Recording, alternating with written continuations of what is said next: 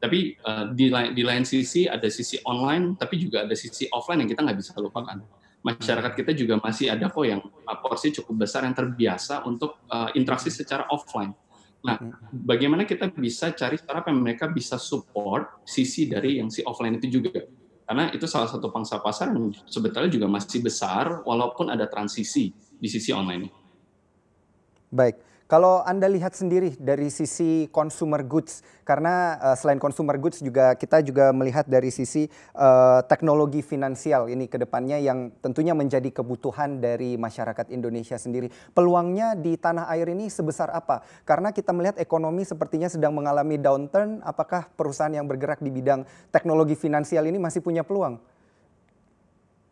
Betul, kita masih lihat bicara soal financial inclusion dari support dari pemerintah pun juga kita lihat sebenarnya kapasitasnya masih sangat luas banget potensinya buat fintech ataupun bahkan di sisi retail ataupun consumer goods masih banyak hal yang bisa dieksplor. Indonesia ini cukup besar dan memang dari para pelaku startup sendiri terus bertambah dan memang dukungannya yang mesti kita support. Maka dari itu kita ngelihat bagaimana Kejora Orbit bisa support bukan cuma bicara soal uangnya sebetulnya, tapi kita bicara soal ekosistem, network dari Kejora, network dari SBI, yang bisa support si startup ini untuk bisa berkembang.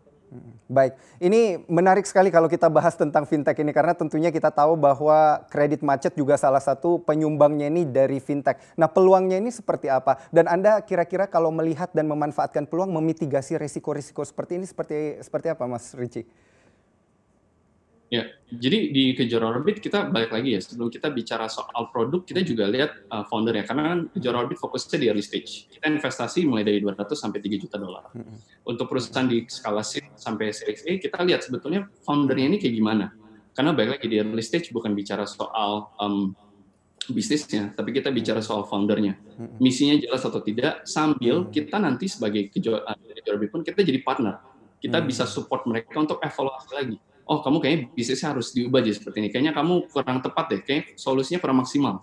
Nah, hal-hal seperti itu yang sebetulnya Kejora Orbit bisa provide selain uang. Baik, kalau kita lihat terkait dengan fintech sendiri, ini masih pada konteks fintech. Ini fintech yang bergerak pada sektor mana ini yang dikatakan cukup aman ke depannya di tengah kondisi pandemi ini? Apakah consumer goods ataukah ada bidang lainnya?